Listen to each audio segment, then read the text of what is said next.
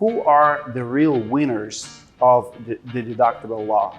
Don't tell your agent, just get me the cheapest, because they will. Who are prosecuting contractors? Who is behind the stories? Insurance companies are businesses, all right? They don't print money. How do you see contractor working today with insurance company, what he can and cannot do? If they agree not to enforce that deductible for whatever reason, they absolutely have that right under basic contract law. Plausible deniability. If we don't do it, we can always say that it's repairable.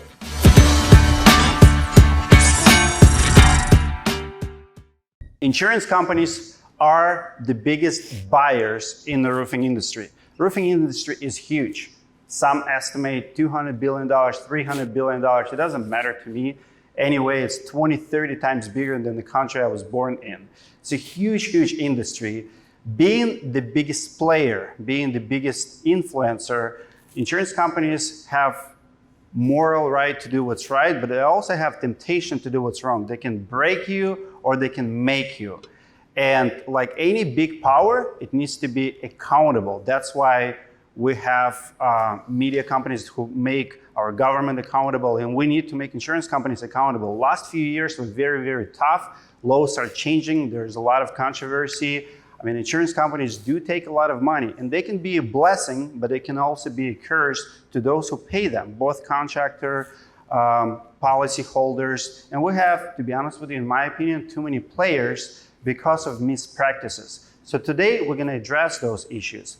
On the right side of me, we have Chad Wilson, who represents policyholders, works with the contractors, sues insurance companies. And we have Stephen Bajer, who represents insurance companies and sometimes goes after contractors. We're going to hear their takes on newest issues that came up in the last few years.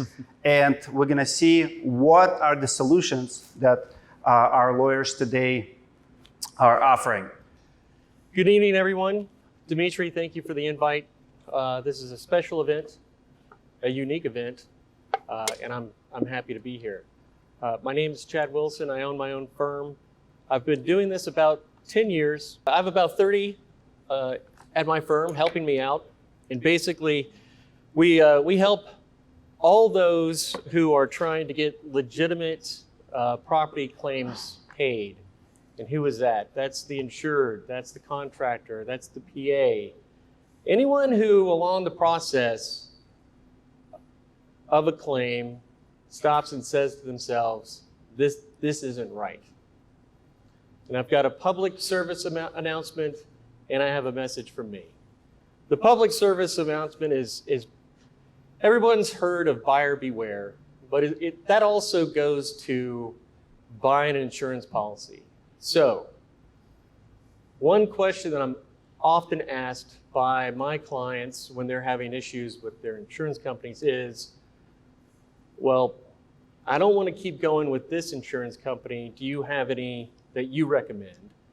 And my response to them is fairly consistent, and that is, don't go with an insurance company that does national advertising. And the reason I make that recommendation is it's those insurance companies that keep my firm the busiest. Also, along those lines, don't tell your agent, just get me the cheapest, because they will. And you will take on more risk under that contract if you just paid a little bit more. The easiest way to get a cheaper premium is get a higher deductible. When you get a higher deductible, you take on a lot more risk. The last message for me is be kind, be thorough. The property claims process shouldn't be adversarial. I think we all know that it is. I believe that's why a lot of you are here tonight. But when it starts to go south and the insurance company has drawn a line in the sand and that line makes no sense whatsoever, be like the penguins of Madagascar and just smile and wave, boys and ladies, and move that claim along, either send it up to a PA or an attorney, but usually when they have made that line in the sand, they don't back down from it. Thank you very much. Thank you, Chad. Steve? Dmitry, thank you for having me tonight. Chad, thank you as well. Let's start with what we all agree with. And I don't disagree with this at all. Insurance companies should pay claims fully, fairly, and quickly. No one disputes that. Insurance companies don't dispute that. The issue, though, that arises is what is full and what is fair. There is a gray area of dispute as to what constitutes physical loss or damage to a roof, which mostly we're going to talk about tonight, and also what is the reasonable cost to repair that physical loss or damage to a roof. So there is a gray area where we're going to have disputes. Why do we have that? Well, because insurance companies are businesses. They are not benevolent societies. All right? They don't print money.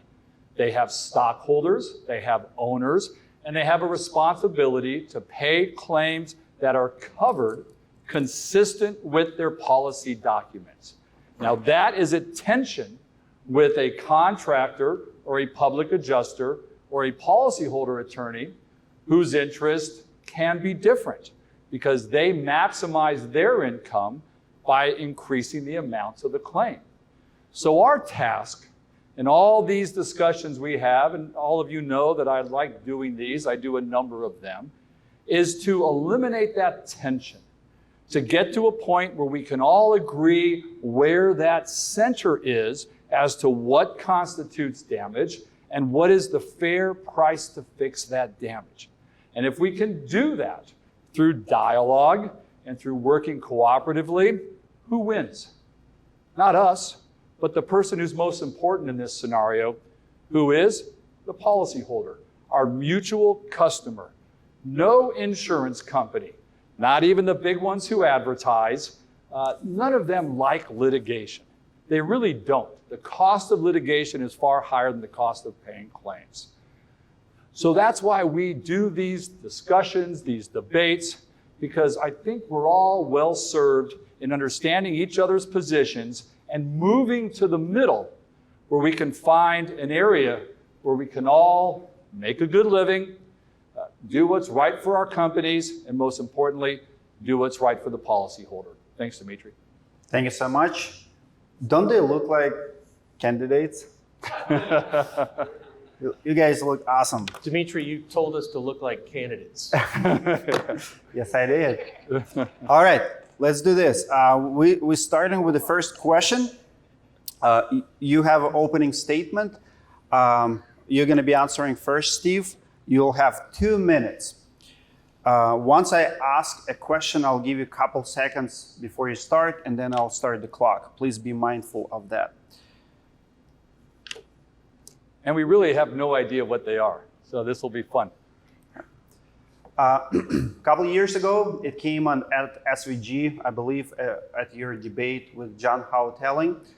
At that time, we did not have deductible law, so the first question, the first topic is deductible laws today. And today we have some data. So it's been placed and has been pretty controversial. So my first question is, who are the real winners of the deductible law? Yeah, that's easy. Legitimate roofing contractors who want to put on a good roof for a fair price. Remember, the deductible statute, the revisions in Texas in 2019, was not an insurance industry-driven bill. It was not a Steve Badger-driven bill. That legislation arose because the two lead roofing contractor organizations in Texas, Roofing Contractors Association of Texas and North Texas Roofing, got together and said, we're tired of hearing from our members complaining about losing jobs to deductible leaders. So they actually hired a legitimate, strong lobbying company, worked with some legislatures, and then said, we're going to change the law to make it 100% clear that deductibles should not be waived. So this is a roofing industry bill. Now, did they come to me and ask me for my input? Did I write it? Yeah, I did. But I did that at their request. And I did it also because every week I get a phone call from a homeowner who was ripped off by a bad contractor. And almost all of those stories begin with the same beginning. Someone knocked on my door and said, there was a hailstorm here recently, and I'm going to get you a free roof. All right? That's how they all begin.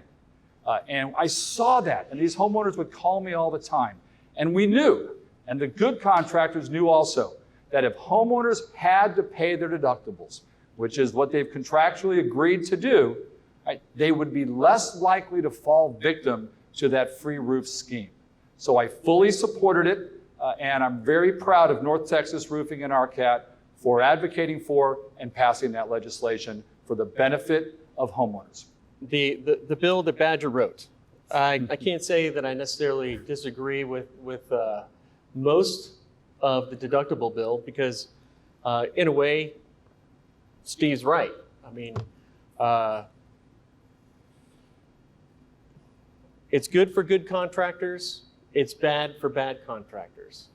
I think another thing that's changed over the years, and I've certainly seen it come across my desk, in the past, we've seen a lot more policies that have had the $1,000, $1,500, $2,000, $2,500 deductible, and these advertising by bad contractors saying, you know, we'll waive your deductible, you don't have to pay your deductible. It was a lot more prevalent when there were lower deductibles. Well, these days you don't see that. I very rarely see flat fee deductibles. Now we're talking 1%, 2%, theme storm 3%. I've seen 5% deductibles in homeowner policies. Now, unless that home burns to the ground, that policy is not going to be much use to the homeowner, especially when you're looking at damages in the $6,000 to $15,000 range and $15,000 plus. You're basically saying, hey, that's what I said in opening statement, buyer beware. You know, if you're paying the first $15,000 of whatever loss that you have, well, there's not a whole lot anyone can do for you if you're looking at $20,000 worth of damage. So, attrition has helped. I recently ran a few stories. I believe 3 of them came from Florida, not Texas, but Texas is affected by it too. Contractors are started being prosecuted. We've even seen some jail times. So who are prosecuting contractors? Who is behind the stories, and what's the full story, and why we're not making homeowners accountable as well? Because if homeowner is demanding it and contractors is doing it, aren't they both in wrong here? Yeah, so I can't speak to what happened in Florida. I saw the articles also, Dmitry, and I'm aware of the prosecution there. So I don't know the schematic or the statutory scheme there, but I can tell you how it works in Texas and why homeowners are out of the statute because they cannot be prosecuted. There was a Democrat legislator who said, I'm opposed to this bill. I don't want to see Mrs. Smith getting arrested for being duped by a contractor into not paying her deductible. And that legislator said, I will support this, and which will give us enough votes to pass it if we removed the penalties against the homeowners. And the thinking was, of the legislators who were involved there, that the party who is pushing this is the contractor. And the contractor, if pushed by a homeowner, can say, no, I'm not going to violate the law. So that's how it ended up how it is in Texas. Who's going to prosecute in Texas? Always the Texas Attorney General had prosecutorial responsibility for deductible waiving because the statute was under the Texas Business and Commerce Code. It was not in the insurance code, so the TDI had no authority. So we actually put a piece of the statute, the new statute, into the insurance code so the Texas Department of Insurance would also have responsibility. So now, who's going to prosecute in Texas? Both the TDI has an enforcement responsibility and the AG. And you may have seen in the past couple of months, the contractor groups RCAT and North Texas Roofing have started an initiative called Don't Fraud My Texas. And they're very vocal in going out and educating Texas homeowners that they have to pay the deductibles and contractors cannot waive them. Chad? Steve's correct on that point. It is written up, the statute's written to penalize the contractor, and it specifically states that if a contractor is caught behaving like that and eating deductibles, there's also specific language in the statute that the policyholder is unaware that that is occurring. Now, to your question, is the policyholder left out? I don't think the policyholder would be left out of criticism if the contractor's eating a $7,500 deductible and the policyholder did know about it. Well, most policies also require a proof of loss to be submitted to the insurance company, and you've got some, we'll call it an illegitimate proof of loss that's for some reason exactly $7,500 more than the scope of repairs should be, then the insurance company can go after them. I mean, I think every single correspondence from the insurance company basically has a disclaimer or a warning on the bottom of it. Even those correspondences that don't have to have the warning, basically warning insureds of fraud. So what are the rules? Can I add on to something? Yeah, please. Is that okay? Yes. Chad's spot on, and I should have mentioned that. All right. If a homeowner is complicit in submitting an invoice, an RCV invoice, to the insurance company that suggests the deductible was paid and it wasn't, then that homeowner is complicit in insurance fraud. And I guarantee you that homeowner is going to get a phone call and is going to hear about that. So there's not a criminal penalty, but Chad's spot on. There is a fraud issue there that will be pursued. Love it. We're at the end of the deductible section. If you have any additional questions to each other about deductible, just about deductible law, you can go ahead and ask them now. If you want to add anything about deductibles, and we're moving to the next segment after that. I didn't have any specific on deductibles. Okay. But I'm going to grab a drink of water. Anything for All you? right, well, he grabs a drink of water. I'm going to ask myself a question because I know a lot of you in the room are thinking this. But Badger, it's not fair because the insurance company can waive the deductible still. Did you write that into the statute? Yes, because an insurance policy is a contract, and the deductible is the agreed portion of the loss that the homeowner agreed to pay. And if the insurance company decides, for whatever reason, because it's the insurance company's contract with the policyholder, if they agree not to enforce that deductible for whatever reason, they absolutely have that right under basic contract law. Thank you for that. Unfortunately, we're going to cut it out for self-asking questions. All right. Next topic. Now we're going to go to the role of contractor in insurance claims. First question is, Chad, we're going to start with you. For those who are newer to the industry, and you both are 30, you're lawyers, can you describe how you see the role of a roofing contractor, what contractor can and cannot do on insurance claims? There's a lot of speculation and the rules have been changed over the years. How do you see contractor working today with the insurance company, what he can and cannot do? Well, there's can and cannot do written and can and cannot do reality. As written, contractors aren't supposed to be bargaining on behalf of the policyholder with the insurance company. However, in reality, that takes place pretty much every day. Now, the contractor provides a vital service that I think benefits the insurance company as well as the policyholder. The policyholder, under all policies that I know of, require prompt notice. And after a storm comes in and damages neighborhoods, contractors go out and they basically they go knock door to door and they provide free inspections. Sometimes it's paid, but most of the time it's free. And that's for policyholders that, anytime there's a loss that's less than catastrophic, many policyholders would never know that they even had damage.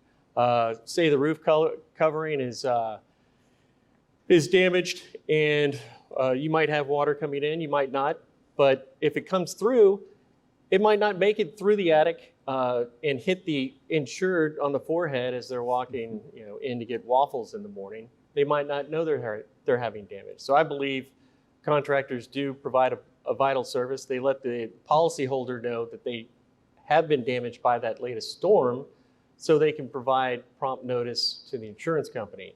Anytime notice is delayed for any reason, it makes it more difficult for the insurance company to adjust the claim. So as I mentioned, there is a contract between the policyholder and the insurance company, where the insurance company agrees to pay for damage. Then there's an entirely separate contract between the homeowner and the contractor, where the contractor agrees to fix damage. They are completely separate contracts. Neither controls the other. But there is that area where both are dependent upon one another, aren't they? So what's the contractor's role in the claim process? Well, the simple answer is none. All right, the contractor is there to fix the damage that the insurance company pays for. But I agree with Chad that there is an area where we all are better off working together. Chad used the word in his opening statement, 2 words, be kind. Those of you that know me, I like to say, be nice. And I always say that when I'm at the events with contractors, I put up a big smiley face and say, be nice. So there is a role for contractors in the claim process. What's going to keep them out of trouble with the whole issue of UPA, which we can talk about, I'm sure, more? What they should do is explain the damage they see and explain their estimate to the insurance company. That they can do. What they cannot do is assume control for the negotiation of the claim. That is simply prohibited under the law. All right, public adjusters used to not be able to negotiate claims. They got a statute that carved out their right to do it from the unauthorized practice of law statutes. So as long as contractors just explain the damage they see and explain their estimate, they're going to be okay. Thank you. You guys are doing fantastic. Next one, we're going to start with you, Steve. So Chad is beating you by answering a little bit faster, but he's beating you by being closer to the microphone, so you can step up your game a little bit. Well, no one can see that it's casting a shadow on my page. My next question is, recently we have seen, the whole industry have seen viral videos, TikTok, Instagram, it's all over the internet, debate between insurance adjuster on the roof and the roofer. So the question is this: can insurance adjuster legally make a statement that the roof is repairable without showing contractor that's actually how to repair it? Because we've seen the video, it's kind of, it's both people arguing, it's stupid, they're repeating the same statements over and over. You can repair it. How? Am I doing it right? I cannot tell you how to do it. So in that scenario, if you've seen the video, can he demand without showing reasonable repair? So being a lawyer, I'll give the lawyer answer. Yes, because he owes no obligation to the contractor. None. Now, does he owe an obligation to the insured? He does. All right, but to that contractor in that video, that adjuster owed no obligation to that contractor. Nothing. Now, did they both violate the be kind rule? They did. All right, was the contractor a bit of a jerk? He was. Did the adjuster do a very good job on the roof? No, he didn't. All right, I admit that. All right, I don't know anything about who the adjuster was. Could he have done a better job? Yeah, he could have. All right, but the bigger issue is, what do you do when you're up there? Okay, well, again, we go back to be kind and be nice, but I understand that there is an expectation of a contractor trying to help the homeowner to get some fair information out of the adjuster. I recognize that, and I hope adjusters will do that. But what I'm going to say is that the problem we see in that video is a good example of it, that adjusters face so much abuse day in and day out that they've realized it's safer to say nothing. Take pictures, send them back to home office, and let the desk adjuster deal with it. And everybody complains that adjusters have no authority in the field now. All right, and I understand it's been taken away in large parts, but it's in large part because of the abuses they're dealing with. And we all know the contractor or the PA shows up with a team of 6 people. I'm going to videotape you and record you now. And adjusters have just realized, I'm going to take my pictures and I'm going to write my report and be done. And so remember, every action has an equal reaction, and I really think that's what we're seeing. Chad?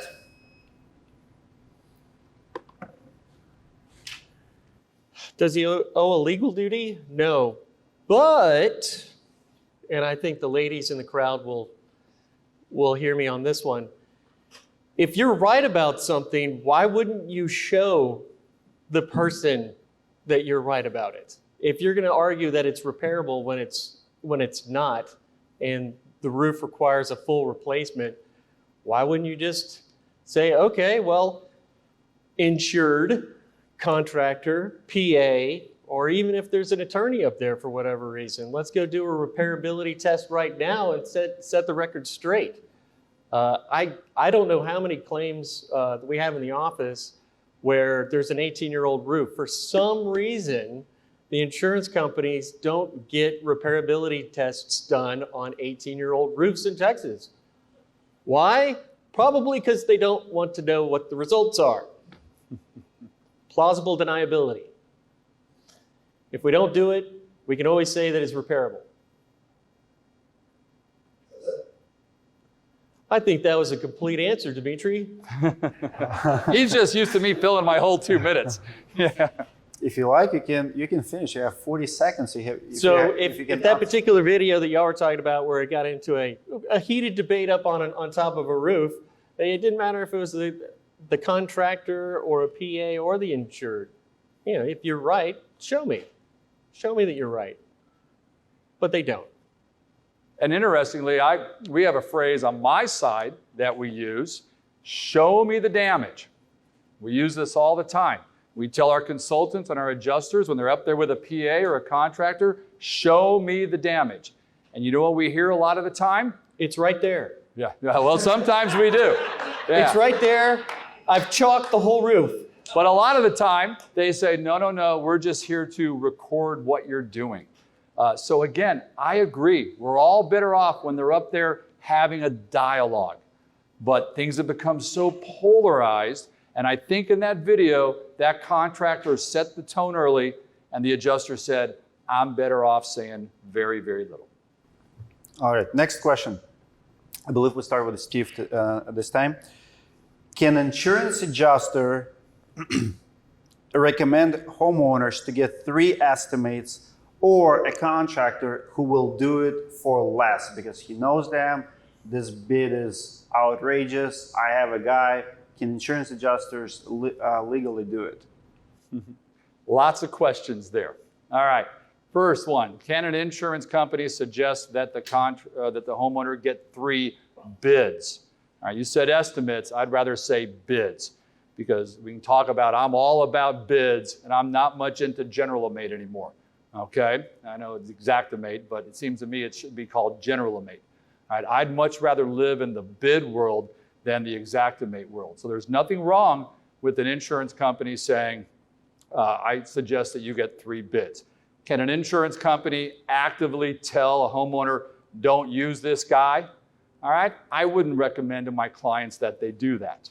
Okay, but what I would recommend is that they get real-world information to demonstrate what the actual competitive bid cost is to replace a roof. Because what I find is that a lot of contractors provide what I'll say, the estimates where they believe they can get as much money as possible from the insurance company, as opposed to something that is the actual legitimate cost to replace the roof and what they would charge if it was a competitive bid job. So that's what they can do. There's nothing wrong with getting bids. Now, I've got contractors and PAs will go nuts and say, Badger, you're tortuously interfering. And I have to tell them, no, it's tortious interference with an I, not tortuous with a U. They all get that wrong. But I say, once we get past that, I don't care who the homeowner uses. The homeowner can use whoever they want. I'm just trying to establish the fair competitive bid price to replace that roof, and that's what I owe you. I don't owe you what this guy is trying to get on this grossly inflated estimate. You're getting better. Chad? Well, it's the insurance company's responsibility, duty, whatever you want to call it, to perform a reasonable inspection or adjustment of all claims. And what we're finding, and what I've seen, is they're requesting 3 bids, 3 estimates, whatever you want to call them, before they'll even send an adjuster out to look at the property. Now that's wrong. That's absolutely wrong. That's circumventing their duty. They're putting it on the insured, and I wholly disagree with that. That's right. Thank you, ma'am. Also, I mean, what's the difference if you have one estimate or bid, whatever you want to call it, and it's a complete scope of the covered damage, then it's a complete scope of the covered damage. Why would you need 2 more? Now, if you can get 2 more that basically bolster the same thing, I don't see the difference in 1 or 3 or 5 or 12, especially if the answer that's coming back from the IC is no, we're not going to pay for it anyway. So to the degree that it circumvents what the insurance company is supposed to be doing, I disagree. And it's used as a weapon and not a tool to help the insured. May I? I'll respectfully disagree with you and the nice lady in the audience because I don't understand the hypothetical where an insurance company would tell the homeowner, go get 3 bids and not send an adjuster out. All right, well, hold on. Why would they not send an adjuster out if they're let me talk, ma'am. Why would they not send an adjuster out if they're going to deny the claim? All right, I agree that's wrong. They got to adjust the claim. But I don't have any problem with them saying to the homeowner to move things along, hey, we're going to be out on Thursday. In the meantime, go get 3 bids. What's wrong with that? There's nothing wrong with that because it's moving the process forward. Or perhaps their information they have from the information they have, they know that the hail was so big that the roof was totaled, and they may buy it. We could talk about all the new data out there, all right, where insurance companies now are buying some roofs without inspections because they know the hail there was big enough not to worry about it. In that case, if they're going to buy the roof, I got no problem with it. But I agree, I would never recommend that they deny a roof without an inspection. And if they plan to deny a roof, I don't know why they're asking for bids. I just had one quick rebuttal to that, and it's basically the way that this is working from the insurance company standpoint. They're utilizing their agents as weapons. So a lot of times, as we all know, policyholders will call their agent because they know their agent, not necessarily the 800 number or the app that's been provided. And the agent will be the ones to say, hey, we're going to need 3 bids, 3 estimates from you, because if this doesn't, if the damage doesn't extend past your deductible, then we're not even going to bother sending somebody out. And that's where it's wrong. I kind of got a hard time disagreeing with that.